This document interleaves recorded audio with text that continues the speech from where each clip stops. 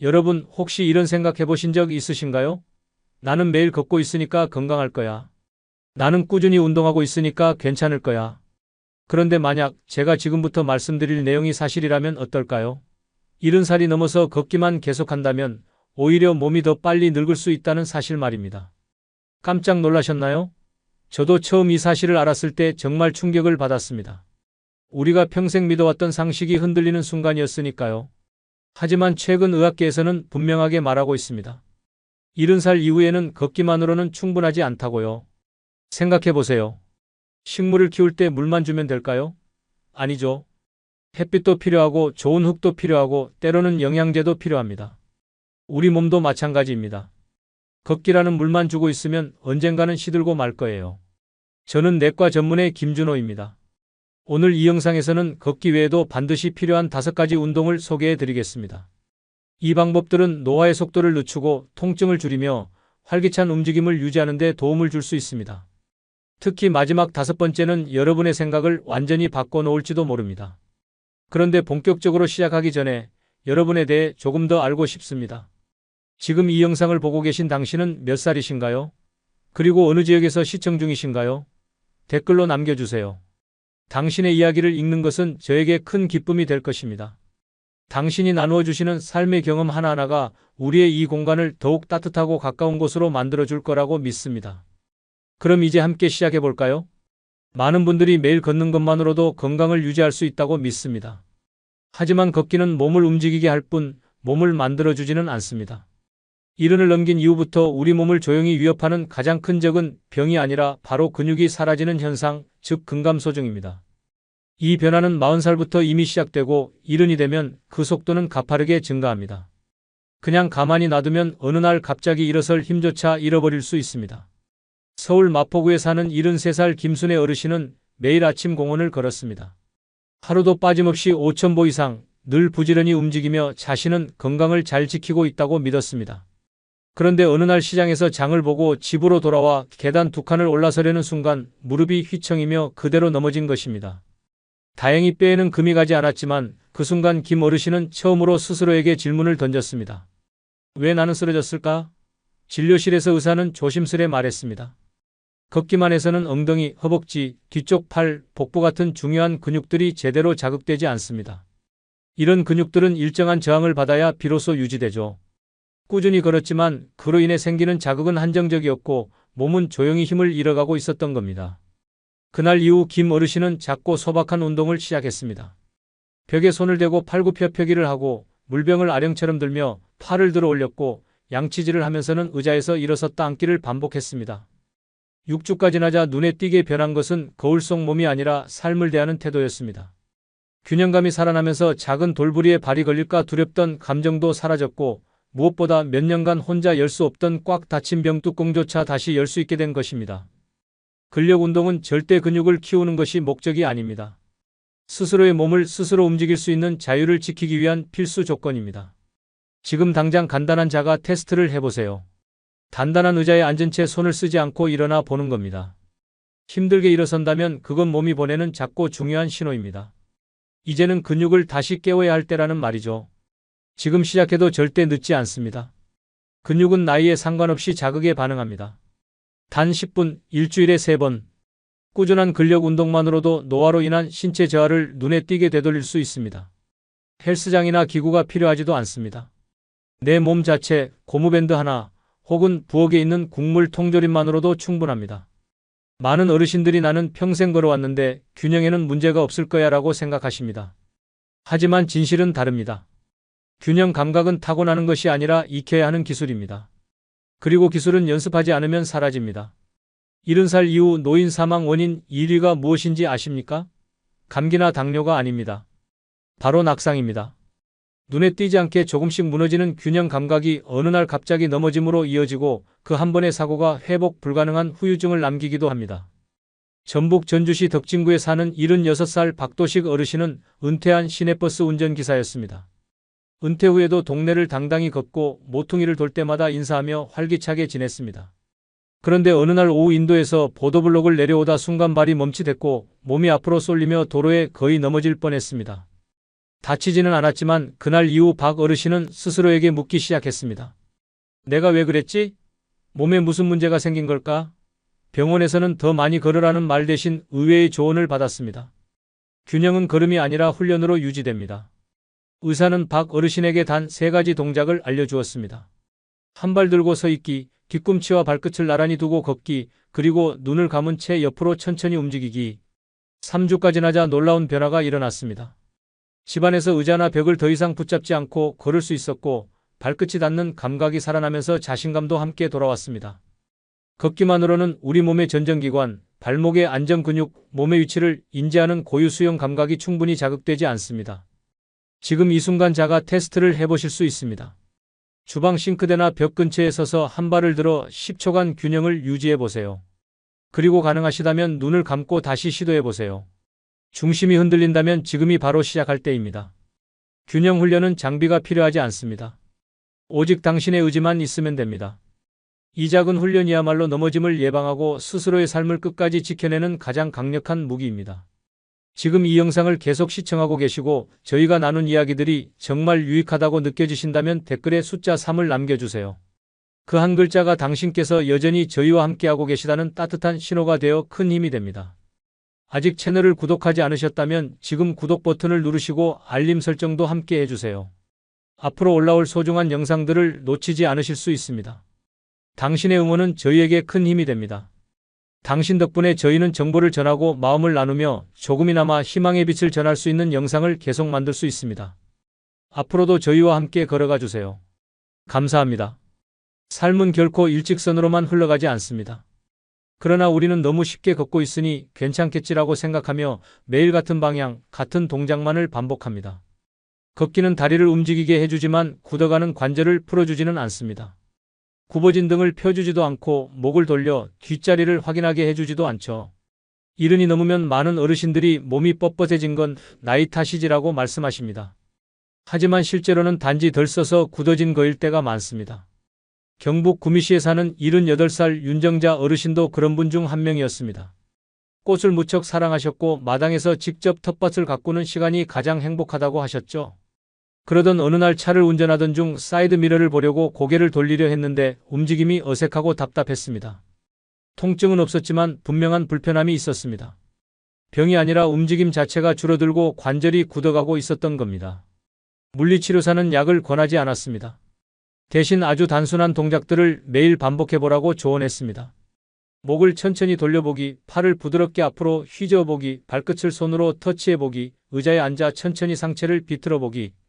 처음엔 작고 사소하게 느껴졌던 이 동작들이 30일이 지나자 윤 어르신의 몸을 완전히 바꿔놓았습니다. 움직임이 자연스러워졌고 다시 꽃을 들고 꽃밭 사이를 오가며 흙을 만질 수 있었습니다. 그제야 깨달으셨죠? 걷는 것만으로는 부족하구나. 인생은 곧은 선이 아닙니다. 뒷자리에 손을 뻗어 무언가를 꺼내야 할 때, 넘어지는 컵을 재빨리 잡아야 할 때, 욕실에서 몸을 틀어 발을 들어야 할 때, 이런 순간들이야말로 몸의 회전력과 가동성이 필요한 진짜 일상입니다. 지금 간단한 셀프 체크를 해보세요. 편하게 서서 고개를 왼쪽으로 천천히 돌린 후 오른쪽으로도 돌려보세요. 혹시 당기거나 뻣뻣한 느낌이 드시나요? 그렇다면 그건 몸이 보내는 신호입니다. 나는 더 다양한 움직임이 필요하다고요. 체조 선수처럼 유연할 필요는 없습니다. 하지만 적어도 일상 속에서 불편함 없이 품위 있게 움직일 수 있을 정도의 유연성은 반드시 지켜야 합니다. 그 유연성이 곧 삶의 여백을 만들어주고 자립의 시간을 더 오래 지켜주는 힘이 되어줍니다. 많은 분들이 걷기만 해도 등이 곧아지고 자세가 좋아질 거라 믿습니다. 하지만 현실은 조금 다릅니다. 걷기만으로는 우리 몸의 깊은 속근육, 즉 코어 근육이 거의 자극되지 않습니다. 70살을 넘기면 이 깊은 근육들이 서서히 약해지기 시작합니다. 마치 기초가 금이 간 집처럼 어느 순간부터 어깨가 앞으로 굽고 허리가 아프고 몸 전체가 앞으로 무너지듯 기울어집니다. 경기 안성시에 사는 76살 이영세 어르신은 젊었을 때부터 늘 꼿꼿하게 앉고 걷는 자세로 주변의 존경을 받았던 분입니다. 퇴직 후에도 자부심을 가지고 지냈지만 최근 들어 어깨가 안으로 말리고 짧은 산책 후에도 허리에 묵직한 통증이 따라왔습니다. 무엇보다도 자신도 모르게 몸이 앞으로 숙여진 채 걷고 있다는 사실을 가족의 말로 처음 알게 되었습니다. 딸의 권유로 방문한 자세 클리닉에서 진단은 명확했습니다. 자세 위축이었습니다. 오랜 세월 동안 코어 근육을 충분히 사용하지 않은 결과였습니다. 다행히 해결책은 약이나 수술이 아닌 일상 속 작은 실천이었습니다. 하루에 단 2분. 벽에 등을 기대고 서서 뒤꿈치, 엉덩이, 머리가 벽에 닿도록 서 있기. TV를 볼 때 앉은 채로 천천히 골반을 앞뒤로 움직이는 운동. 그리고 배를 천천히 조이며 깊은 호흡을 반복하는 복부-코어 호흡. 처음에는 익숙하지 않았지만 한 달이 지나자 놀라운 변화가 찾아왔습니다. 허리 통증이 절반 이상 줄었고 호흡이 훨씬 편안해졌으며 속 쓰림까지 현저히 줄어든 것입니다. 왜일까요? 자세는 단지 외형의 문제가 아니라 우리 몸속 장기와 신경계까지 영향을 주기 때문입니다. 우리가 말하는 코어는 단지 배에 있는 복근만이 아닙니다. 몸속 깊은 안정근, 호흡을 돕는 횡격막, 골반과 척추를 감싸는 근육 전체가 포함된 개념입니다. 그런데 이 근육들은 걷기만으로는 거의 사용되지 않습니다. 지금 집에서 아주 간단한 테스트를 해보세요. 벽에 등을 대고 서서 머리, 어깨, 엉덩이, 그리고 꼬리뼈까지 동시에 벽에 닿게 해보는 겁니다. 혹시 한 군데라도 닿지 않거나 힘들게 느껴진다면 그건 몸이 보내는 조용한 신호입니다. 정렬이 흐트러지고 있다고 말이죠. 자세란 단지 곧게 보이기 위한 게 아닙니다. 오랫동안 아프지 않게 움직이고 숨을 편안히 쉬고 소화가 잘 되도록 하는 것. 즉 삶의 질을 근본적으로 지켜주는 기초입니다. 그리고 이 자세는 나이에 상관없이 연습을 통해 다시 훈련할 수 있습니다. 비싼 기구나 헬스장이 필요하지도 않습니다. 다만 조금의 시간과 꾸준함, 그리고 스스로에 대한 애정만 있으면 충분합니다. 걷기는 많은 분들이 부드럽고 관절에 좋은 운동이라고 믿는 대표적인 일상 습관입니다. 그러나 정말 항상 관절에 무리가 없을까요? 꼭 그렇지만은 않습니다. 특히 이른을 넘긴 후 단조롭고 반복적인 걷기는 오히려 관절을 지치게 만들고 장기적으로는 마모를 가속화시키는 요인이 될 수 있습니다. 대전 유성구에 사는 79살 조기현 어르신은 평생 등산을 즐긴 분입니다. 은퇴 후에도 하루 5km를 걸으며 건강을 유지해 왔지만 어느 날부터인가 무릎이 뻐근하고 발목에 시큰거림이 남기 시작했습니다. 처음엔 나이 들어서 그러겠지라고 생각했지만 정형외과 검진 결과는 예상보다 더 심각했습니다. 연골이 얇아지고 있다는 진단이었습니다. 의사는 말했습니다. 지지하는 근육 없이 걷는 건 바퀴가 틀어진 채로 자동차를 계속 몰고 다니는 것과 같습니다. 그 상태로 계속 걷는다면 마모는 훨씬 빨라집니다. 그 말을 들은 조 어르신은 과감히 일주일 중 이틀의 걷기를 수중 운동으로 바꾸고 일요일마다 실내 자전거를 천천히 타기 시작했습니다. 아침에는 TV를 틀어놓고 의자에 앉아 가볍게 요가 동작을 반복했습니다. 몇 주가 지나자 무릎 붓기가 확연히 줄었고 다시 산책에 나설 때 예전처럼 긴장하거나 두려움을 느끼지 않게 되었습니다. 변화는 작았지만 삶의 질은 분명히 달라졌습니다. 여기서 중요한 핵심이 있습니다. 걷기는 분명 건강한 습관입니다. 그러나 지지하는 근육 없이 같은 패턴으로만 반복될 경우 오히려 무릎, 엉덩이, 발목의 관절에 부담이 누적되고 그로 인해 퇴행성 변화가 빨라질 수 있습니다. 걷고 난 뒤 관절이 뻐근하거나 굳는 느낌이 드시나요? 단순한 노화가 아니라 몸이 보내는 변화를 요구하는 신호일 수 있습니다. 이럴 때 도움이 되는 운동들이 있습니다. 물속에서는 부력이 체중을 떠받쳐주기 때문에 관절 부담이 훨씬 줄어듭니다. 태극권처럼 흐르듯이 부드러운 동작을 반복하는 것도 효과적입니다. 의자에 앉아서 하는 저항밴드 운동, 실내 자전거나 가벼운 일리프티컬 운동도 관절을 보호하며 움직임을 유지하는 데 큰 도움이 됩니다. 지금 이 순간 아주 간단한 테스트를 해보세요. 의자에 앉았다가 팔을 쓰지 않고 그대로 일어나 보는 겁니다. 무릎이나 엉덩이에 찌릿한 통증이나 무거운 느낌이 있다면 이미 그 부위가 충격을 고스란히 흡수하고 있다는 신호입니다. 관절을 보호한다는 건 운동을 줄이는 것이 아닙니다. 더 현명하게, 더 다양하게 움직이는 것을 의미합니다. 내 몸을 아끼는 방식은 무조건 많이가 아니라 잘 움직이는 것에서 시작됩니다. 이제 오늘 나눈 이야기들을 한번 천천히 되짚어볼 시간입니다. 우리 솔직해져 볼까요? 혹시 너무 오랫동안 걷기만이 건강을 지키는 유일한 해답이라고 믿어온 건 아닐까요? 물론 걷기는 좋습니다. 마음이 맑아지고 심장이 활기를 얻고 하루의 리듬을 만들어주는 소중한 습관입니다. 하지만 걷기 하나만으로는 충분하지 않습니다. 근육은 단련되지 않고 균형 감각은 도전받지 않으며 굳어진 관절은 풀어지지 않습니다.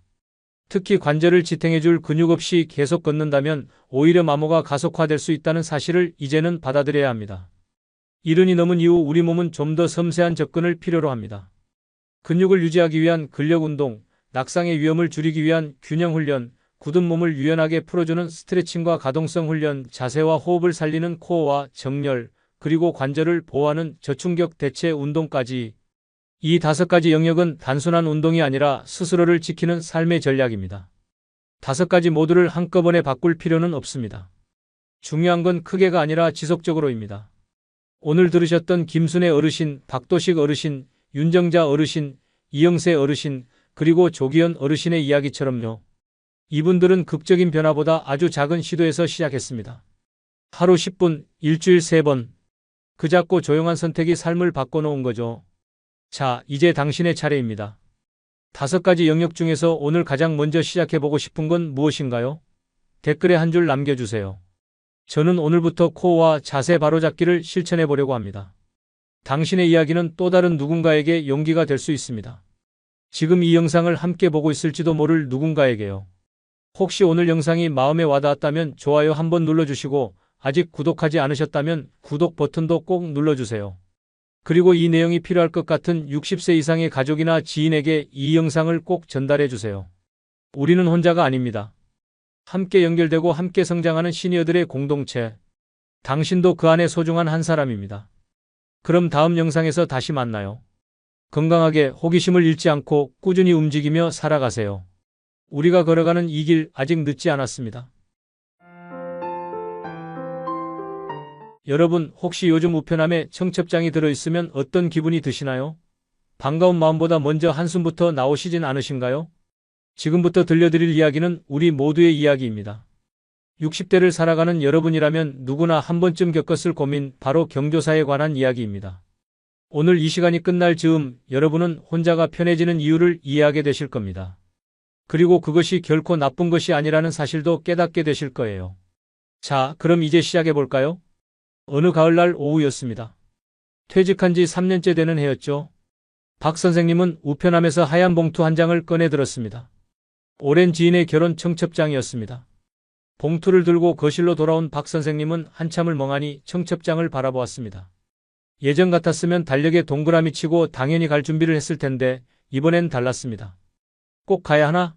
이런 생각이 드는 자신이 낯설었습니다. 언제부턴가 경조사 참석이 의무가 아닌 부담으로 느껴지기 시작했거든요. 축의금이 얼마나 들어갈지, 식장까지 가는 교통비는 또 얼마인지 자꾸만 계산기를 두드리게 됩니다. 10만 원은 너무 많고 5만 원은 너무 적은 것 같고 이런 고민 자체가 스트레스입니다. 게다가 하루 종일 낯선 예식장에서 서성이고 앉아 있어야 한다는 생각을 하니 벌써부터 다리가 아파옵니다. 요즘 들어 체력이 예전 같지 않다는 걸 실감할 때가 많으니까요. 무엇보다 마음 한구석이 무거운 이유는 따로 있었습니다. 내가 정말 그 자리에 꼭 필요한 사람일까?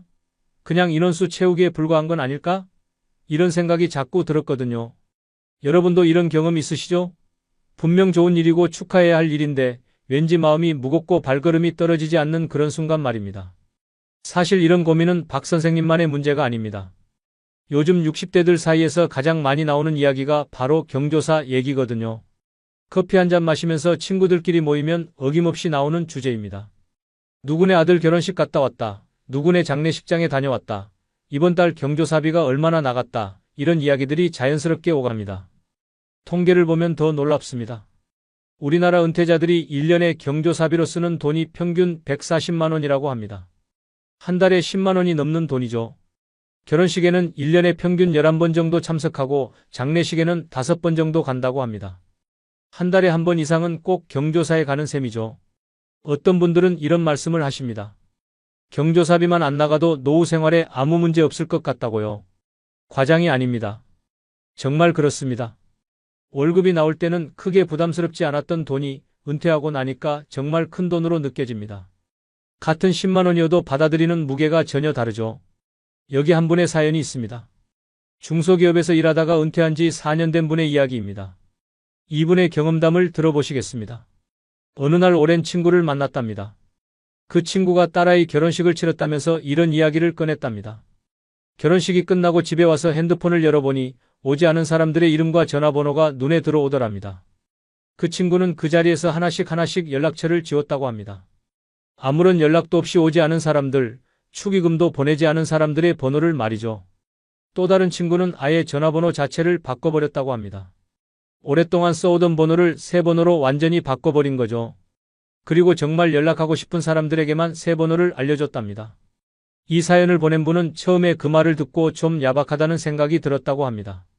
그렇게까지 해야 하나 싶었대요. 친구들의 마음을 제대로 이해하지 못했던 거죠. 그런데 얼마 후 이분도 정년퇴임을 하고 아들 결혼을 치르게 됐습니다. 그제야 친구들의 말이 무슨 뜻이었는지 뼈저리게 이해하게 됐답니다. 현직에 있을 때는 어땠을까요? 밥 한번 먹자고 줄을 서는 사람들이 많았습니다. 명절 때면 선물이 쌓이고 전화기가 불이 날 정도였죠. 그런데 퇴임하고 아들 결혼식을 열었을 때 예식장은 썰렁했답니다. 그동안 챙겨줬던 사람들, 밥도 사주고 신경 써줬던 사람들이 보이질 않더랍니다. 이분은 그동안 지인들 자녀 결혼식에 다니면서 늘 느꼈던 게 있었답니다. 요즘 결혼식이 너무 형식적이라는 거였죠. 예식의 본질은 사라지고 오로지 축의금 거두는 데만 목적이 있는 것 같아 씁쓸했답니다. 예식장에 가면 어떤가요? 신랑 신부는 보이지도 않고 혼주와 먼저 눈인사만 나눕니다. 의례적으로 축하합니다 한마디 하고 실제 예식은 참석하지도 않습니다. 축의금 봉투 내고 뷔페에서 식사만 하고 나옵니다. 이게 대부분의 풍경이죠. 신랑 신부 얼굴도 제대로 못 보고 오는 경우가 태반입니다. 게다가 요즘 결혼식은 주말이나 주일에 집중돼 있습니다.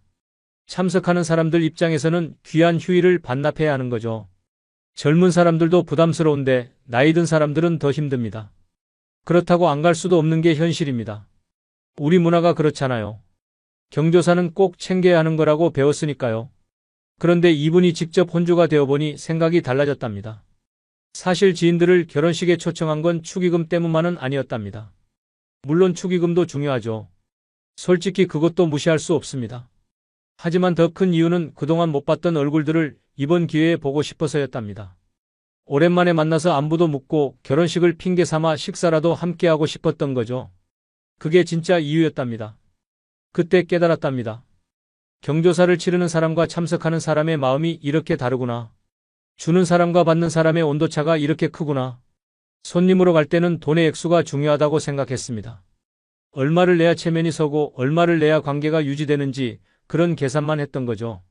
그런데 막상 경조사를 치르는 입장이 되어보니 전혀 달랐습니다. 금액보다 훨씬 중요한 게 있었습니다. 바로 직접 찾아와주는 그 발걸음이었습니다. 얼굴을 보여주는 것, 시간을 내서 와주는 것, 그게 돈보다 훨씬 소중하게 느껴졌답니다.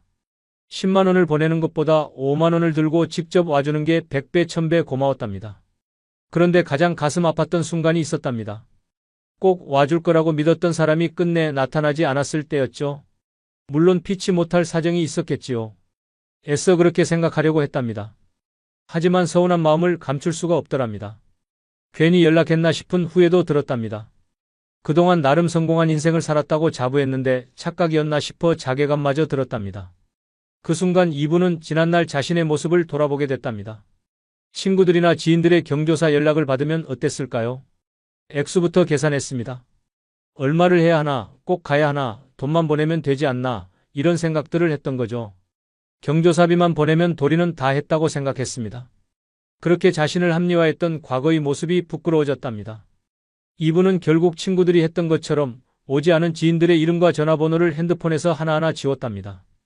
그게 참 슬픈 일이지만 어쩔 수 없는 선택이었답니다.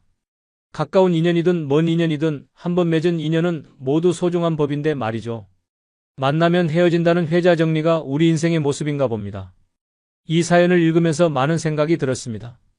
경조사에 대한 고민이 비단 한 사람만의 문제가 아니라는 걸 새삼 느꼈습니다. 옛날 속담이 하나 있습니다. 정승집게가 죽으면 정승집 문지방이 닳도록 문상객들이 찾아온다고 합니다. 그런데 정승이 죽으면 개 한 마리 얼씬하지 않는다는 거죠. 참 씁쓸한 말이지만 현실을 정확히 꼬집는 말인 것 같습니다. 권력이 있을 때와 없을 때, 현직에 있을 때와 은퇴했을 때 사람들의 태도가 이렇게 달라지는 게 우리 사회의 민낯입니다. 대체로 50대 중반부터 60대 중반까지가 경조사가 가장 많은 시기입니다. 친구들 자녀가 결혼하고 부모님들이 돌아가시는 시기가 이때니까요. 그런데 이 시기가 은퇴자들에게는 보리고개와 같습니다. 수입은 뚝 끊겼는데 지출은 오히려 늘어나는 시기거든요. 여기서 중요한 사실 하나를 말씀드려야겠습니다. 은퇴자에게 경조사비는 뿌린 대로 거둬지지 않습니다. 현직에 있을 때 열심히 뿌렸던 씨앗들, 그게 다 돌아올 거라고 기대하시나요? 안타깝게도 현실은 그렇지 않습니다. 사람들은 경조사비를 미래를 위한 투자라고 생각합니다. 지금 내가 챙겨주면 나중에 내일이 생겼을 때 돌려받을 거라고 믿죠. 하지만 실제로 돌려받는 금액은 평생 뿌린 돈의 절반도 안 된다고 합니다. 왜 그럴까요? 친인척이 아닌 이상 대부분의 경조사 관계는 이해관계로 맺어진 것입니다. 직장 동료, 거래처 사람들, 이런 분들과의 관계 말이죠. 이런 분들은 내가 은퇴하고 경조사를 알렸을 때 나 몰라라 하기 십상입니다. 서로 필요가 없어졌으니까요. 현직에서 물러난 후에 자녀가 결혼하거나 부모님 상을 당했을 때 그동안 갖다 바쳤던 경조비를 모두 수확하겠다는 생각은 아예 접는 게 좋습니다. 또 다른 문제가 있습니다. 현역 때도 그렇지만 퇴직하고 나서도 경조사에서 자유로운 사람은 많지 않습니다. 어쩌면 가장 큰 용돈 사용처 중 하나가 경조사비일 수 있습니다. 수입은 왕창 줄었는데 자녀 결혼 등 가정의 대소사는 한꺼번에 밀려듭니다. 우리 사회에서 경조사는 일종의 스트레스입니다. 축하해주고 위로해주기에 앞서 여러 가지를 따지며 고민하지 않는 사람이 거의 없죠. 청첩장이나 부고장을 받는 순간부터 머릿속이 복잡해집니다.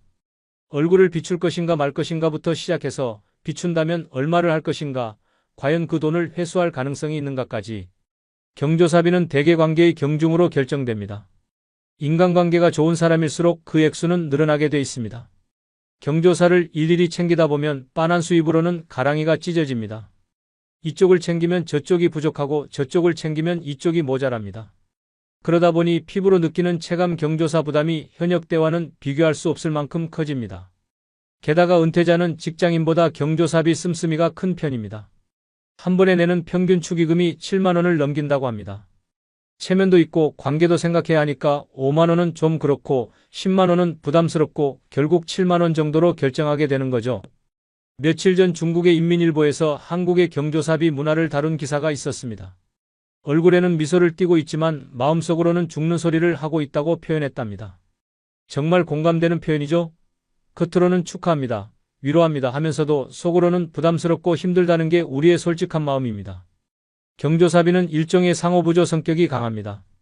과거에 받은 만큼 돌려주지 않고 모른 채 하면 욕을 먹는다고 생각하기 때문에 소득이 줄어도 경조사비를 줄이기 어렵습니다. 반대로 결혼 안 한 자녀가 있거나 부모님이 아직 살아계신 경우에는 경조사비 지출을 미래를 위한 투자로 여기기도 합니다. 결혼식이나 장례식에 얼마나 많은 사람이 왔느냐에 따라 혼주나 상주의 사회적 지위를 가늠하는 분위기도 경조사 부담으로 작용합니다. 더 큰 문제는 앞으로입니다. 평균 수명이 늘어나고 조기 퇴직은 늘어나고 결혼은 늦어지는 사회적 현상이 맞물리면서 경조사 부담은 갈수록 커질 것입니다. 우리나라 직장인의 평균 퇴직 연령이 52살 전후입니다. 그런데 자녀의 결혼 연령은 점점 높아지고 있습니다.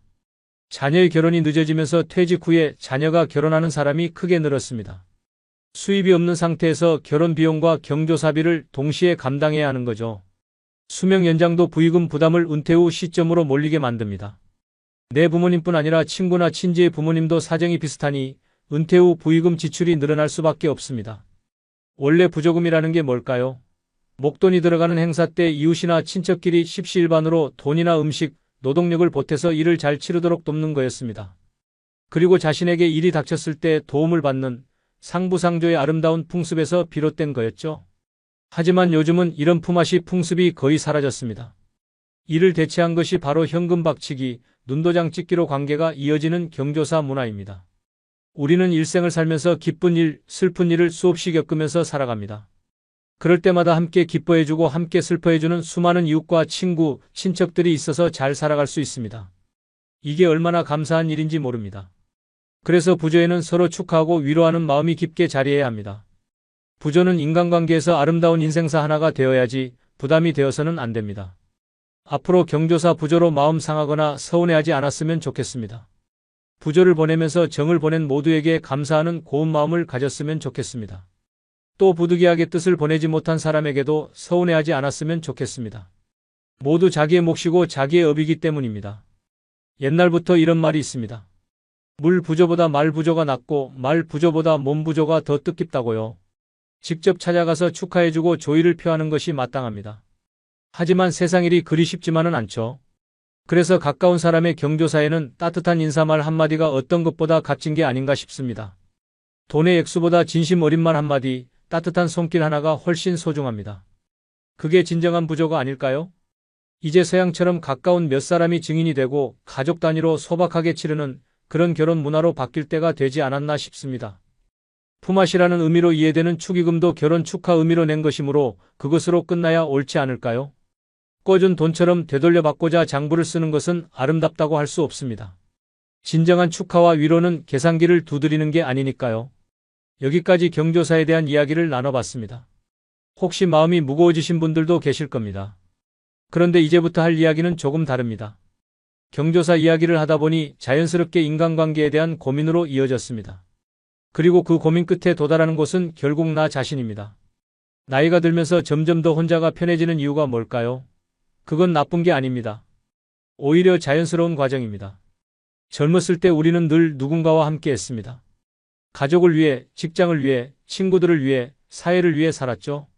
아침에 눈을 뜨면 가족 식사 준비하고 출근해서는 상사 눈치 보고 후배들 챙기고 퇴근 후에는 술자리에서 사람들과 어울리고 주말에도 마찬가지였습니다.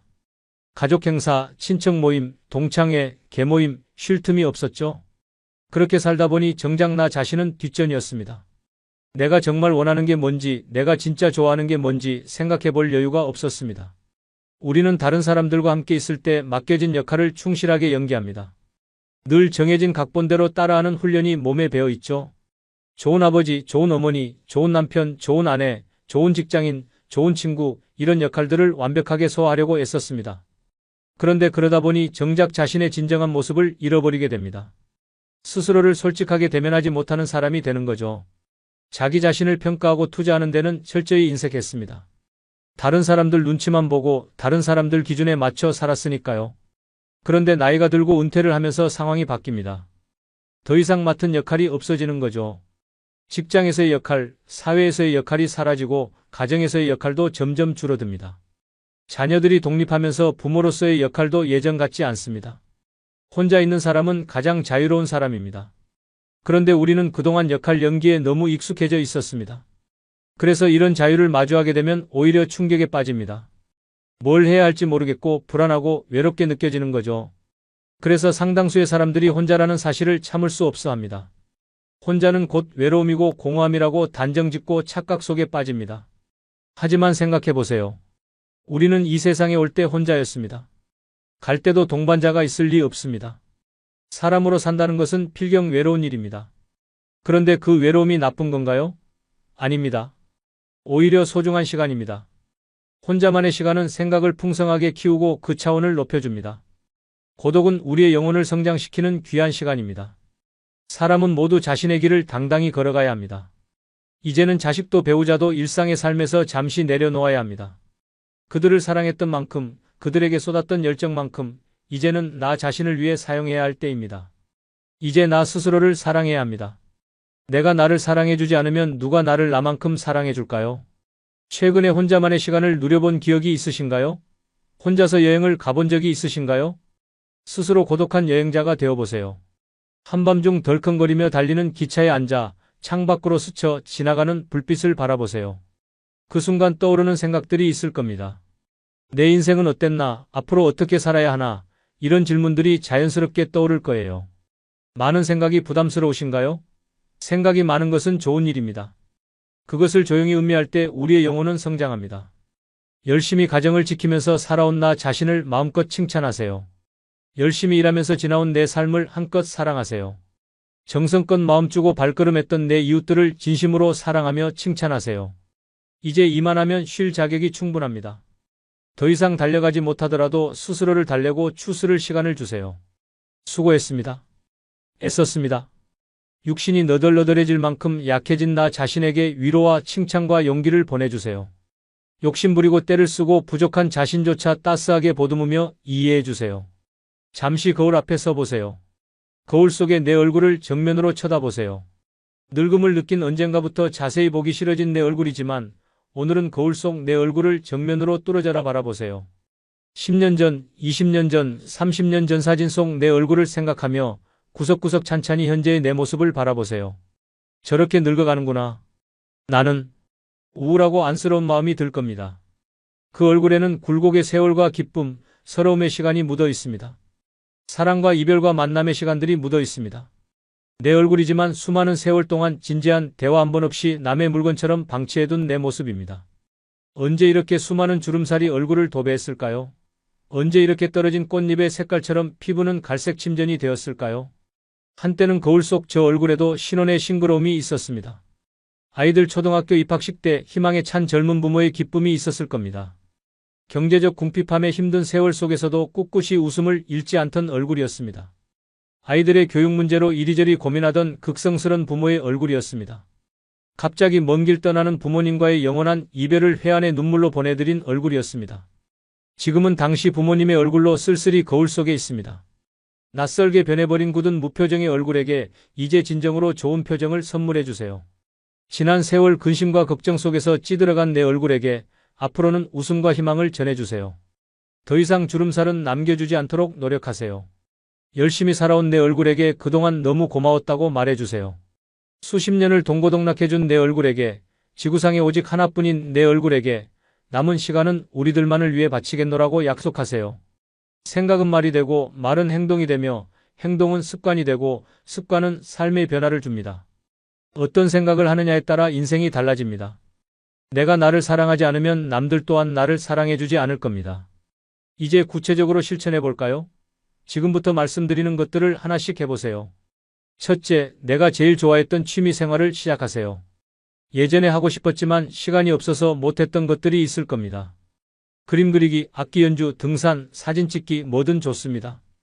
둘째, 내가 진짜 가보고 싶은 여행지로 훌쩍 떠나세요. 가족들 눈치 보지 말고 혼자서라도 가고 싶었던 곳에 가보세요. 셋째, 신발은 지금까지 신었던 가격보다 좀 비싼 걸로 투자하세요. 발이 편해야 몸이 편하고 몸이 편해야 마음이 편합니다. 넷째, 마음을 터놓을 수 있는 친구에게 당장 전화해 보세요. 진심으로 대화할 수 있는 사람 한두 명이면 충분합니다.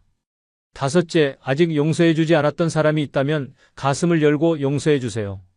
그러면 내가 편해집니다. 용서는 상대를 위한 게 아니라 나를 위한 겁니다. 여섯째, 거리가 멀더라도 맛집으로 이름난 식당을 찾아 나 자신에게 음식 선물을 해주세요. 맛있는 걸 먹으면 기분이 좋아집니다. 일곱째, 매일 아침 눈을 뜨는 순간 나는 사랑받기 위해 태어난 사람이고 지금 이 순간이 가장 행복한 사람이라고 외치세요. 이것들이 거창한 일인가요? 아닙니다. 누구나 할 수 있는 작은 일들입니다. 하지만 이런 작은 것들이 삶을 바꿉니다. 과거에 어떻게 살았든 지금 당장부터 행복하세요. 거울 속 낯선 나를 이제 진정 사랑하는 대상으로 친하게 지내세요. 먼 훗날 영원한 안식 여행을 떠날 때 너와 나, 우리는 행복한 삶을 살았다고 말할 수 있으면 얼마나 좋을까요? 내가 먼저 내 얼굴을 사랑하라고 말하고 바로 행동하세요. 나를 하찮게 여기지 마세요. 나는 위대하고 또 위대한 소중하고 귀한 사람입니다. 그 사실을 잊지 말고 사세요. 나는 지구상 하나뿐인 내 얼굴을 사랑합니다. 왜냐하면 한평생 희로애락을 함께 경험하며 살아온 얼굴이니까요. 이제는 늦기 전에 인생을 즐기세요. 아주 오래 살 것처럼 행동하면 어리석습니다. 걷지도 못할 때까지 기다리다가 인생을 후회하지 마세요. 몸이 허락하는 한 가보고 싶은 곳 여행하세요. 혹시 병들더라도 겁먹거나 걱정하지 마세요. 태어나서 늙고 병들고 죽는 것은 누구에게나 오는 것 아닌가요? 몸은 의사에게 맡기고 목숨은 하늘에 맡기고 마음은 스스로 책임지세요. 자식들이나 손주에 관한 일은 눈으로 보고 귀로 듣기만 하고 입은 꼭 다무세요. 그들은 그들의 인생을 살아가야 합니다. 자신이 자신을 최고로 여기고 자신을 대접하며 살다가 생로병사에 순응하며 사세요. 머물듯 가는 것이 세월입니다. 너무 집착하지 마세요. 너무 욕심내지 마세요. 지금 이 순간을 즐기세요. 오늘 하루를 소중히 여기세요. 그게 진정한 삶입니다. 여러분, 오늘 이 시간 동안 경조사 이야기부터 시작해서 나를 사랑하는 이야기까지 나눠봤습니다.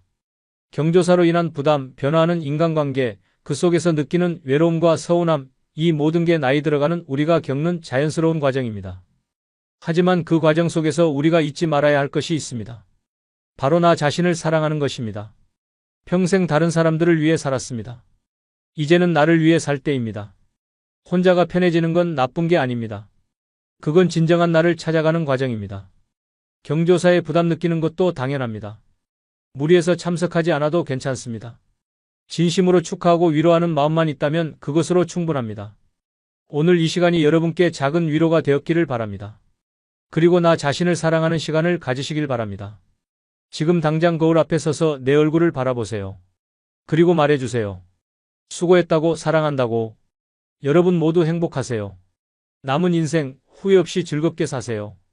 감사합니다. 여러분 혹시 이런 경험 있으신가요? 어디선가 우연히 마주친 분이 계셨는데 특별히 화려한 외모도 아니고 값비싼 명품을 걸친 것도 아닌데 왠지 모르게 시선이 자꾸 그분께 가는 경험 말입니다. 저도 얼마 전에 그런 분을 만났습니다. 동네 카페에서였는데 그분이 들어오시자 자연스럽게 주변 사람들의 시선이 그분을 향했습니다. 나중에 알고 보니 그분은 우리 동네에서 품격 있기로 유명하신 분이었습니다. 사람들은 그분을 두고 이렇게 말합니다. 그분은 뭔가 특별해, 그냥 있어 보여. 도대체 이 차이는 어디서 오는 걸까요? 같은 나이대인데 어떤 분은 자연스럽게 품격이 느껴지고 어떤 분은 아무리 애를 써도 그렇지 못한 이유가 뭘까요? 궁금해서 용기를 내어 그분께 여쭤봤습니다. 그랬더니 그분은 기꺼이 자신만의 비밀을 이야기해 주셨습니다. 놀랍게도 그 비밀은 결코 복잡하거나 어려운 것이 아니었습니다. 우리 모두가 당장 오늘부터 실천할 수 있는 간단한 습관들이었습니다. 그것도 딱 7가지였습니다. 오늘 이 시간에는 품격 있는 사람들의 7가지 비밀을 여러분과 나누려고 합니다. 특히 5번째 비밀은 제가 직접 실천해보고 가장 큰 변화를 느낀 방법입니다. 여러분도 이 방법만 따라 하셔도 주변 사람들이 달라진 분위기를 느낄 거라고 확신합니다. 삶의 품격을 더하고 싶으신 분들은 꼭 끝까지 함께 해주세요. 자, 그럼 지금 바로 시작하겠습니다. 첫 번째 비밀은 조용한 자신감입니다. 우리 아파트 단지에 이런 분이 계십니다. 키가 크지도 않고 목소리가 큰 것도 아닌데 주민회의 때 발언을 하시면 모두가 귀 기울입니다. 큰 소리를 내지 않아도 허리를 꼿꼿이 펴고 또박또박 말씀하시는 모습에서 자신감이 느껴지거든요. 한 번은 정말 시끄러운 회의 중이었는데 그분이 손을 한 번 들자 모두가 조용해졌습니다. 제 생각은 이렇습니다. 라고 차분히 말씀하시는데 그 의견이 결국 채택되었습니다. 왜 그럴까요? 그분 말에는 품격이 느껴지기 때문입니다. 품격 있는 사람들을 보면 가장 먼저 느껴지는 게 있습니다. 바로 자연스럽게 풍기는 자신감입니다.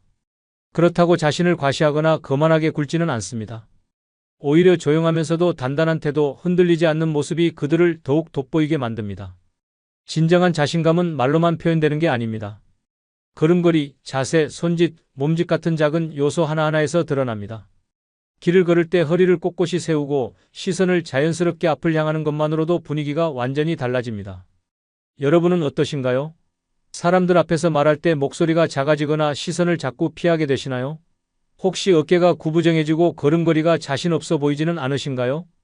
영국 왕실의 다이애나 왕세자비는 이런 말을 남겼습니다. 고개를 들고 걸으세요. 그리고 미소 지으세요. 그러면 아무도 당신이 속으로 어떤 생각을 하는지 모를 테니까요. 이 말은 자세와 표정만으로도 충분히 품격 있는 인상을 줄 수 있다는 의미입니다. 실제로 영국 왕실에서는 항상 바른 자세를 유지하는 훈련을 받는다고 합니다. 자신감이 부족하다면 어떻게 해야 할까요? 가장 쉬운 방법은 거울 앞 5분입니다. 매일 아침 거울 앞에 서서 다음 3가지를 실천해 보세요. 첫째, 허리를 곧게 펴고 어깨를 살짝 뒤로 젖힙니다. 둘째, 턱을 살짝 들어서 시선이 정면을 향하게 합니다. 셋째, 가볍게 미소를 지어봅니다. 그리고 자신에게 오늘도 멋진 하루가 될 거야 라고 말해보세요. 처음에는 어색하더라도 21일만 계속하면 습관이 됩니다. 이 한 가지 습관이 여러분의 하루를 완전히 바꿀 수 있습니다. 저는 원래 성격이 소심해서 자신감을 가질 수 없어요 라고 생각하시는 분들도 계실 겁니다. 하지만 자신감은 타고나는 것이 아니라 훈련으로 키우는 겁니다. 자신감 있는 사람들도 처음부터 그랬던 게 아닙니다. 매일 조금씩 연습한 결과입니다. 진정한 자신감은 목소리의 크기에서 나오는 게 아닙니다. 오히려 목소리를 낮추고 천천히 행동할 때 더 큰 힘을 가집니다. 가만히 있어도 사람들의 시선을 끄는 사람, 조용한 자신감을 지닌 사람이 바로 품격 있는 사람입니다. 두 번째 비밀은 품격 있는 말투입니다. 제가 자주 가는 카페에 단골 손님이 계십니다. 그분이 주문할 때면 신기하게도 카페 전체가 조용해집니다. 아메리카노 한 잔 부탁합니다. 라는 간단한 말인데도 그 목소리의 깊이와 말투에서 품격이 느껴지거든요. 어느 날 용기를 내어 여쭤봤습니다. 어떻게 그렇게 말씀하세요? 그랬더니 웃으시면서 말씀하시더군요. 비결은 간단해요. 말하기 전에 한 번 더 생각하고 말할 때는 상대방의 눈을 보는 거예요. 그리고 중요한 건 말의 속도예요. 천천히 말하면 생각할 시간이 생기고 실수도 줄어든답니다. 그 이후로 저도 연습하고 있는데 주변 사람들이 제 말에 더 귀 기울이는 것 같습니다. 사람은 말 한마디로 그 사람의 분위기를 느낄 수 있습니다. 어떤 사람들은 단 몇 마디만 해도 우아하고 세련된 느낌을 주죠. 반면 아무리 좋은 옷을 입고 명품 가방을 들고 있어도 말투 하나로 전체적인 인상이 흐려질 수 있습니다. 여러분 주변에도 이런 분 계시지 않나요? 말을 시작하면 주변이 조용해지고 모두가 귀 기울이게 되는 사람 말이죠. 그런 분들의 말투를 유심히 관찰해 보면 몇 가지 공통점이 있습니다. 품격 있는 사람들은 절대 말을 빨리 하지 않습니다. 차분하고 여유로운 속도로 말하죠. 말이 빠르면 듣는 사람이 따라가기 힘들 뿐만 아니라 말하는 사람 자신도 생각할 시간이 부족해서 실수하기 쉽습니다. 급한 마음이 말투에 그대로 드러나는 거죠. 제가 아는 한 의사 선생님은 항상 이렇게 말씀하셨습니다. 말은 마음의 거울이에요. 마음이 급하면 말도 빨라지고 마음이 여유롭고 평온하면 말도 느려지잖아요. 여러분은 어떤가요? 혹시 대화할 때 상대방이 말을 끝내기도 전에 내 말을 하려고 하거나 말이 너무 빨라서 숨이 차지는 않나요? 심리학자들에 따르면 우리의 뇌는 말하는 사람의 말투와 목소리 톤을 통해 그 사람의 신뢰도를 무의식적으로 판단한다고 합니다. 하버드 대학교의 한 연구에 따르면 첫인상에서 우리의 말투와 목소리 톤이 실제 내용보다 5배 더 큰 영향을 미친다고 합니다. 같은 내용이라도 어떻게 말하느냐에 따라 상대방의 반응이 전혀 달라진다는 거죠. 우리 일상에서도 이런 경험 있으시죠? 천천히 또박또박 말하는 의사 선생님의 진료 설명은 더 신뢰가 가고 차분하게 말씀하시는 어르신의 조언은 더 깊이 마음에 와닿습니다. 반면에 빠르게 말하는 텔레마케터의 설명은 잘 들리지도 않고 신뢰도 가지 않죠. 그렇다면 어떻게 품격 있는 말투를 가질 수 있을까요? 가장 간단한 방법은 3초 법칙입니다. 말하기 전에 3초간 생각하는 습관을 들이는 것이죠. 처음에는 어색하고 대화의 공백이 생기는 것 같아 불편할 수 있습니다. 하지만 이 짧은 시간 동안 여러분은 더 정확하고 품격 있는 말을 선택할 수 있습니다. 두 번째 방법은 끝까지 듣기입니다. 상대방의 말을 중간에 끊지 않고 끝까지 듣는 습관은 상대방에게 존중받는 느낌을 줍니다. 또한 여러분 자신도 더 깊이 생각하고 응답할 시간을 갖게 됩니다. 세 번째는 불필요한 말 줄이기입니다. 그러니까요, 뭐랄까, 있잖아요. 같은 말들을 줄이면 자연스럽게 말에 무게가 실립니다. 저는 원래 말이 빠른 편이라 바꾸기 어려워요. 라고 생각하시는 분들도 계실 겁니다. 하지만 말투 역시 연습으로 충분히 바꿀 수 있습니다. 매일 5분씩 책을 소리내어 천천히 읽는 연습을 해보세요. 시장에서 물건값을 깎을 때도 이렇게 비싸게 받으면 어떻게 해요? 가 아니라 조금 부담되네요. 혹시 더 좋은 가격으로 봐주실 수 있을까요? 라고 말하는 작은 차이가 바로 품격을 만드는 겁니다. 결국 말투와 목소리는 단순한 기술이 아니라 마음가짐에서 나오는 겁니다. 여유가 있고 차분한 사람은 말에서도 그 분위기가 드러나게 마련이죠. 그래서 품격 있는 사람들은 말 한마디에서도 차이가 납니다. 세 번째 비밀은 단정한 외모입니다. 제가 다니는 문화센터에 70대 중반의 박 여사님이 계십니다. 그분은 명품 브랜드를 입지 않으십니다. 그런데 항상 깔끔하게 다림질된 옷에 단정한 머리, 깨끗한 손톱까지. 센터에 오시면 모두가 오늘도 참 멋지시네요. 라고 인사를 건넵니다. 한 번은 제가 여쭤봤습니다. 선생님 비결이 뭐예요? 그러자 웃으시면서 말씀하셨습니다. 비싼 옷 살 필요 없어요. 깨끗하게 입는 게 중요해요. 난 옷장에 옷이 많지 않아요. 대신 모든 옷이 나에게 어울리고 항상 깨끗하게 관리해요. 그리고 집에서 입는 옷과 외출복을 구분해서 입고요. 이게 내 비결이에요. 품격 있는 사람들을 보면 그들의 외모가 눈에 띄게 화려한 경우는 많지 않습니다. 오히려 단정하고 정돈된 스타일이 그들의 품격을 더욱 돋보이게 하죠. 옷을 많이 가지는 것보다 자신에게 맞는 스타일을 알고 유지하는 것이 중요합니다. 여러분 주변에도 이런 분 계시지 않나요? 특별히 비싼 옷을 입지 않아도 항상 깔끔하고 단정해 보이는 사람 말입니다. 그런 분들의 옷장을 들여다보면 의외로 옷이 많지 않다는 사실을 발견하게 됩니다. 품격 있는 사람들이 옷을 선택할 때 가장 중요하게 생각하는 것은 유행이 아닙니다. 자신의 체형, 피부톤, 나이에 어울리는 스타일을 정확히 아는 것이죠. 아무리 비싸고 유행하는 옷이라도 자신과 어울리지 않으면 어색해 보이기 마련입니다. 반면 자신에게 잘 맞는 평범한 옷이라도 깔끔하게 입으면 세련된 인상을 줍니다. 프랑스 패션의 대가 코코 샤넬은 단순함이 최고의 세련미라는 말을 남겼습니다. 실제로 프랑스 여성들은 캡슐 워드로브라는 방식으로 옷장을 관리합니다. 서로 잘 어울리는 기본 아이템 10개에서 15개만으로 다양한 스타일을 연출하는 방식이죠. 많은 옷보다 서로 잘 어울리는 몇 벌의 옷이 더 실용적이고 세련된 철학입니다. 품격 있는 사람들이 지키는 또 하나의 원칙은 불필요한 장식이나 과한 스타일을 피하는 겁니다. 너무 화려한 색상이나 복잡한 패턴은 오히려 산만한 인상을 줄 수 있습니다.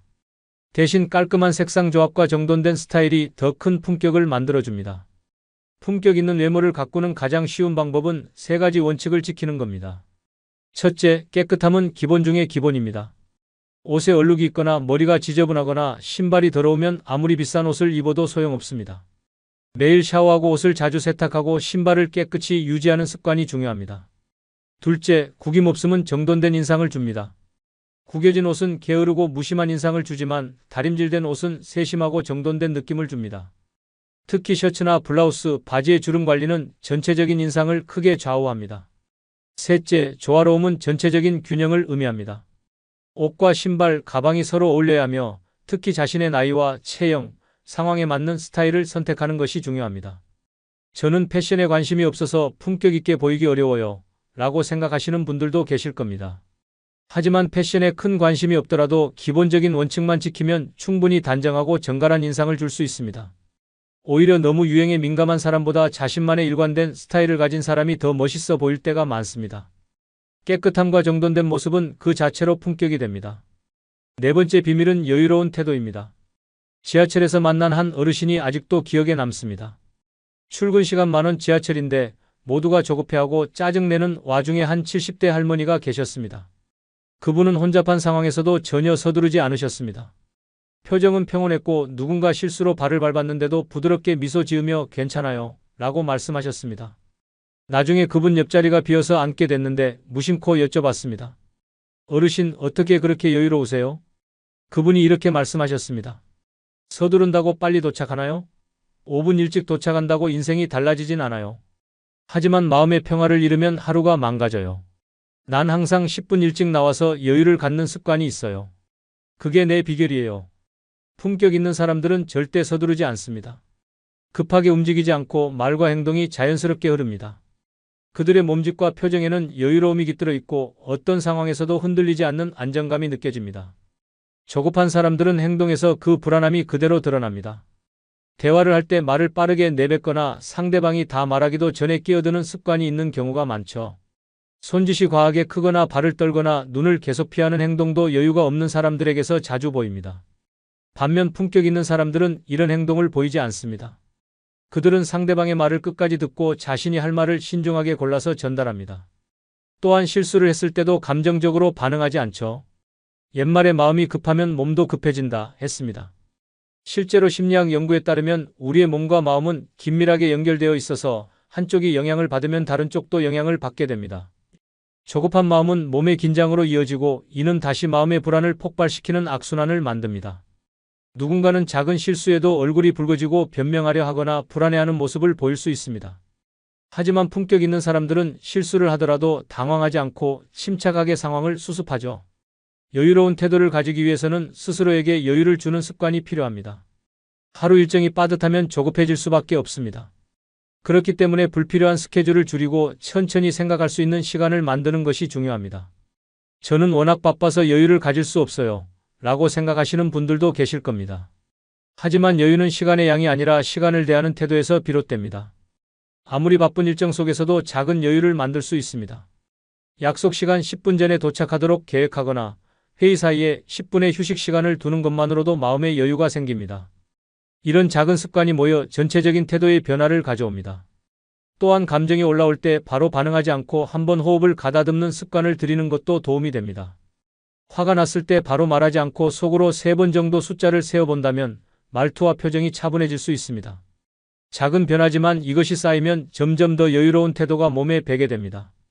결국 품격은 단순한 외적인 모습에서 끝나는 게 아닙니다. 사람이 풍기는 분위기 자체에서 드러나는 거죠. 여유로운 사람들은 상대방을 조급하게 만들지 않고 함께 있을 때 편안함을 주는 특징이 있습니다. 이 여유로운 태도 하나만으로도 품격 있는 사람처럼 보이는 것은 물론이고 삶 자체도 훨씬 더 풍요로워집니다. 5번째 비밀은 검소하지만 세련된 소비입니다. 우리 동네에 정말 멋진 이웃이 있습니다. 한 번은 그분 집에 들어갔다가 깜짝 놀랐습니다. 그분 집은 넓지 않지만 정말 아늑하고 세련됐거든요. 비싼 가구는 없었습니다. 대신 오래된 가구들이 깨끗하게 관리되어 있고 군더더기 하나 없이 정돈되어 있었습니다. 한 번은 제가 여쭤봤습니다. 여사님, 집이 정말 멋져요. 비결이 뭐예요? 그분이 말씀하셨습니다. 난 필요한 것만 갖고 있어요. 물건을 살 때마다 이게 정말 필요한가 3번 생각해요. 그리고 한 가지 들여놓으면 한 가지는 내보내는 원칙을 지켜요. 그래서 집이 물건으로 가득 차는 일이 없죠. 대신 좋은 책이나 차 한 잔 마실 때 쓰는 찻잔은 좋은 걸 써요. 매일 사용하는 것에는 아낌없이 투자하는 거예요. 품격 있는 사람들은 돈이 많아서 품격이 느껴지는 게 아닙니다. 오히려 돈을 쓰는 방식이 다릅니다. 이들은 무조건 비싼 것을 사는 게 아니라 필요한 것에 투자하고 불필요한 소비를 하지 않는 태도를 가집니다. 과소비를 하면서 품격을 유지할 수는 없습니다. 물건은 많아질수록 삶이 복잡해지고 자신에게 진정으로 필요한 것이 무엇인지 구별하기 어려워지죠. 그들은 소비뿐만 아니라 삶의 방식 자체도 간결하고 정돈되어 있습니다. 집안을 가득 채우기보다 꼭 필요한 물건만을 두고 공간을 여유롭게 유지하는 경향이 있죠. 이것이 바로 돈을 쓰는 방식이 곧 그 사람의 품격을 나타낸다는 말이 나오는 이유입니다. 한 가지 중요한 점은 필요한 곳에는 아낌없이 투자한다는 겁니다. 예를 들어 독서나 자기 개발을 위한 투자, 건강을 위해 좋은 음식을 먹는 것, 몸을 관리하는 것 같은 부분에서는 절약하지 않습니다. 이처럼 돈을 쓰는 우선순위를 잘 정하는 것이 품격 있는 삶을 만드는 핵심입니다. 또한 이들은 보여주기 위한 소비를 하지 않습니다. 어떤 것을 살 때 남들에게 어떻게 보일지를 먼저 생각하는 게 아니라 자신에게 정말 필요한지를 먼저 고려하죠. 그렇기 때문에 이들의 소비는 겉으로는 검소해 보일지 몰라도 실제로는 매우 세련되고 합리적입니다. 품격은 단순한 외모나 옷차림에서 끝나는 게 아닙니다. 어떤 태도로 삶을 대하는가, 그리고 돈을 어떻게 쓰는가에서 품격이 드러납니다. 과하지 않지만 필요한 곳에는 아낌없이 투자하는 사람, 그것이 바로 품격 있는 삶을 사는 사람들의 공통점입니다. 여섯 번째 비밀은 꾸준한 배움의 자세입니다. 우리 동네 도서관에 매주 오시는 어르신이 계십니다. 항상 새로운 책을 빌려가시는데 한 번은 제가 물었습니다. 어르신, 어떤 책을 좋아하세요? 그랬더니 웃으시면서 말씀하시더군요. 나는 매주 한 권씩 소설, 역사, 철학 이렇게 돌아가며 읽어요. 80이 넘었지만 아직도 배울 게 많거든요. 그 어르신과 함께하면 어떤 주제든 깊이 있게 대화할 수 있고 무엇보다 경청을 정말 잘하세요. 한 번은 제가 요즘 유행하는 앱에 대해 이야기했는데 전혀 모르실 법한 내용인데도 관심 있게 들으시고 질문까지 하시더라고요. 나이 들면 새로운 것에 관심을 잃지 말아야 해. 그게 내가 아직도 젊게 사는 비결이야. 겉모습만 가꾼다고 해서 품격이 생기는 게 아닙니다. 내면이 채워지고 쌓여야 자연스럽게 흘러나오는 겁니다. 이런 사람들은 자기 자신과의 약속을 소중하게 여깁니다. 운동, 독서, 자기개발 같은 것들을 습관처럼 실천하죠. 단순히 남들에게 잘 보이기 위해서가 아니라 스스로 성장하기 위해 노력하는 겁니다. 심리학자들의 연구에 따르면 지속적으로 새로운 것을 배우는 사람들은 인지 기능이 더 오래 유지되고 치매와 같은 질환의 발병 위험도 낮아진다고 합니다. 최근 한 연구에서는 새로운 기술을 배우는 노인들이 그렇지 않은 노인들보다 기억력 테스트에서 더 좋은 성적을 거두었다고 합니다. 지식이 풍부한 사람과 대화하면 편안함을 느끼는 이유가 있습니다. 그들의 말에는 깊이가 있고 급하게 말하거나 불필요한 감정을 담지 않기 때문이죠. 배움의 자세를 유지하는 사람들은 대화할 때도 상대방을 배려하고 공감을 바탕으로 말합니다. 미국의 작가 헨리 데이비드 소로는 나이는 단지 숫자에 불과하다. 진정한 노화는 꿈과 호기심을 잃을 때 시작된다. 고 말했습니다. 실제로 그들은 나이와 상관없이 호기심을 잃지 않고 새로운 것을 배우려는 자세를 유지합니다. 또한 오래된 지혜와 새로운 지식을 균형 있게 받아들이는 태도를 가지고 있습니다. 그들은 세상의 변화를 빠르게 받아들이면서도 근본적인 가치들을 잊지 않죠. 그렇기 때문에 연령에 상관없이 젊고 생기 있는 분위기를 가지고 있습니다. 한 가지 중요한 점은 자기 관리는 한 번에 크게 이루어지는 게 아니라는 겁니다. 꾸준함이 가장 중요하죠. 독서를 한다면 하루에 몇십 페이지를 한 번에 읽기보다는 매일 10분씩이라도 꾸준히 하는 것이 더 효과적입니다. 운동도 마찬가지입니다. 헬스장에서 몇 시간씩 운동하기보다 매일 가벼운 스트레칭이라도 지속하는 것이 더 좋은 습관이 되죠. 품격 있는 사람들은 자신을 소중하게 여기는 태도를 가지고 있습니다. 그들은 스스로를 가꾸는 것이 삶의 중요한 부분이라는 것을 알고 있으며 이를 실천하기 위해 노력합니다. 그리고 이런 노력은 결국 외면에도 그대로 드러나게 됩니다. 아무리 화려한 옷을 입어도 내면이 공허하면 금방 티가 나지만 내면이 단단한 사람들은 어떤 옷을 입어도 품격이 흐르는 법이죠. 일곱 번째 비밀은 감정 조절 능력입니다. 지난해 우리 아파트 주민회의에서 잊을 수 없는 일이 있었습니다. 한 주민이 관리비 문제로 소리를 지르며 화를 내기 시작했는데 그때 이사장을 맡고 계신 박 여사님의 대응이 정말 인상적이었습니다. 그분은 70대 중반인데도 전혀 당황하지 않고 차분하게 상대방의 말을 끝까지 들으셨습니다. 소리 지르는 주민이 말을 마치자 박 여사님은 잠시 숨을 고르시더니 많이 불편하셨군요. 충분히 이해합니다. 라고 부드럽게 말씀하셨습니다. 그리고 문제의 원인과 해결책을 차분히 설명하셨고, 놀랍게도 화를 내던 주민은 점점 목소리가 작아지더니 결국 사과까지 했습니다. 나중에 여쭤봤습니다. 어떻게 그렇게 침착할 수 있으세요? 그랬더니 이렇게 말씀하시더군요. 나도 속으로는 화가 났지. 하지만 감정을 따라가면 두 사람 다 후회할 일만 생겨. 난 항상 3번 깊게 숨을 들이마시고 말해. 그게 비결이에요. 품격이 있는 사람들은 단순히 겉모습이나 태도에서 품격이 드러나는 게 아닙니다. 그들의 가장 큰 특징 중 하나는 감정을 다스리는 능력이 뛰어나다는 겁니다. 동양의 고전 논어에서 공자는 노여워하되 과하지 말고 즐거워하되 어지럽지 말라고 가르쳤습니다. 이는 감정을 느끼되 그것에 지배당하지 말라는 의미입니다. 실제로 감정 조절 능력은 동서양을 막론하고 지혜로운 사람의 특징으로 여겨져 왔습니다. 감정을 조절할 수 있다는 것은 단순히 성격이 차분하다는 뜻이 아닙니다. 자신을 다스릴 줄 알고 스스로를 컨트롤할 수 있는 사람이라는 의미입니다. 이것이 바로 품격 있는 사람들과 그렇지 않은 사람들의 가장 큰 차이점 중 하나입니다. 감정 조절을 잘하는 사람들의 특징은 다음과 같습니다. 첫째, 상황을 객관적으로 바라보는 태도입니다. 감정적으로 반응하기 전에 이 상황에서 어떻게 행동하는 것이 가장 현명할지 먼저 생각합니다. 그들은 이 상황에서 화를 내면 어떤 결과가 생길까라고 자문합니다. 둘째, 화를 내기 전에 한 박자 쉬는 습관입니다. 감정이 올라올 때 바로 말하지 않고 속으로 숫자를 세거나 호흡을 조절하는 습관이 있습니다. 이 작은 시간 동안 감정의 파도가 잦아들고 더 명료한 생각이 가능해집니다. 셋째, 감정보다는 논리로 대처하려는 성향입니다. 감정적인 말이 아닌 상황을 정리하고 해결책을 찾는 방향으로 대응하려 합니다. 당신이 나를 화나게 했어. 보다는 이 상황을 어떻게 해결할 수 있을까요? 라고 접근합니다. 저는 원래 감정 조절이 안 되는 성격이에요. 라고 생각하시는 분들도 계실 겁니다. 하지만 감정 조절 역시 훈련으로 향상될 수 있습니다. 효과적인 방법은 333 규칙입니다. 감정이 격해질 때 3가지를 보고 3가지 소리를 듣고 신체의 3부분을 움직이는 겁니다. 이 방법은 현재 순간에 집중하게 만들어 감정의 파도에서 벗어나는 데 도움이 됩니다. 이런 태도를 가진 사람들은 자연스럽게 주변 사람들에게 신뢰를 줍니다. 급한 상황에서도 차분한 태도를 유지하는 사람은 어떤 자리에서도 안정감을 주는 존재가 됩니다. 또한 감정을 다스릴 줄 아는 사람들은 자신의 감정뿐만 아니라 타인의 감정도 존중하는 태도를 가집니다. 상대방이 화가 났을 때 같이 감정적으로 반응하는 게 아니라 이해하고 조용히 받아들이려는 태도를 보입니다. 이렇게 감정을 조절할 줄 아는 사람이야말로 진정한 품격을 가진 사람입니다. 어떤 상황에서도 흔들리지 않는 사람이기 때문입니다. 이제부터라도 감정이 올라올 때 바로 반응하는 게 아니라 한 박자 쉬어가는 연습을 해보세요. 작은 습관의 변화가 큰 품격의 차이를 만들어낼 겁니다. 여러분, 지금까지 함께 살펴본 품격 있는 사람들의 7가지 비밀은 사실 우리 모두의 내면에 이미 존재하는 가능성입니다.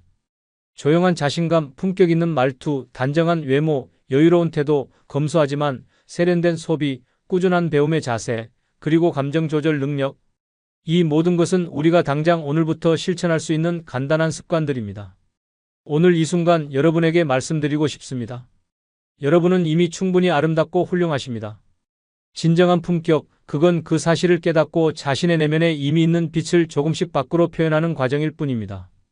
삶의 어느 순간 우리는 모두 불안하고 조급하고 부족하다고 느낍니다. 때로는 남들의 시선에 지나치게 신경 쓰며 본연의 자신을 잃어버리기도 합니다. 하지만 진정한 품격은 그런 불완전함을 인정하고 그 속에서도 자신만의 품격을 찾아가는 여정입니다. 프랑스의 패션 디자이너 코코 샤넬은 우아함은 외적인 아름다움이 아니라 내면의 품격이 겉으로 드러난 것이라고 말했습니다. 여러분의 내면에 담긴 아름다움이 자연스럽게 흘러나올 때 그것이 바로 진정한 품격입니다. 여러분, 마음속 깊이 새겨두세요. 품격은 돈으로 살 수 없습니다. 명품으로 채울 수 없습니다. 진정한 품격은 자신을 사랑하고 타인을 존중하며 매 순간 성장하려는 마음가짐에서 시작됩니다. 여러분과 오늘 이야기 나눈 7가지 비밀을 하나씩 실천한다면 거울 속에서 마주하는 자신의 모습이 조금씩 달라지는 것을 느끼게 될 겁니다. 어쩌면 처음에는 어색하고 불편할 수도 있습니다. 하지만 인생의 모든 위대한 변화는 작은 불편함을 감수하는 용기에서 시작됩니다. 이 시간을 끝까지 함께 하신 여러분은 단순히 시간을 보내는 게 아니라 더 나은 자신이 되기 위해 투자하고 계신 겁니다. 이것만으로도 여러분은 이미 특별합니다. 세상의 대부분 사람들은 변화를 원하면서도 그 첫걸음을 내딛지 않습니다. 하지만 여러분은 다릅니다. 여러분은 이미 시작하셨습니다. 처음부터 모든 것을 완벽하게 할 필요는 없습니다. 오늘 하루 거울 앞에서 자세를 바로 하는 것으로 시작해 보세요. 또는 말하기 전에 3초를 생각하는 습관을 들여보세요. 혹은 감정이 격해질 때 잠시 숨을 고르는 연습을 해보세요. 이런 작은 실천들이 모여 결국 여러분의 삶을 완전히 바꿔놓을 겁니다. 삶이 때로는 무겁고 어려울 때가 있습니다. 하지만 그런 순간에도 자신을 가꾸고 품격을 유지하는 것은 자신을 향한 가장 큰 사랑의 표현입니다. 지금까지 함께 해주신 여러분은 더 나은 삶을 위해 고민하고 노력하는 분들이기에 분명 멋진 변화와 행복한 삶을 만들어 가실 거라 믿습니다. 여러분의 이야기가 궁금합니다. 어떤 비밀이 가장 와닿나요? 어떤 부분을 먼저 실천해보고 싶으신가요? 여러분의 생각과 경험을 댓글로 남겨주세요. 여러분의 이야기가 또 다른 누군가에게 큰 힘이 됩니다. 다음에 더 좋은 이야기로 찾아뵙겠습니다. 귀중한 시간을 내어 끝까지 함께 해주신 여러분께 진심으로 감사드립니다. 여러분, 오늘도 행복하세요. 감사합니다.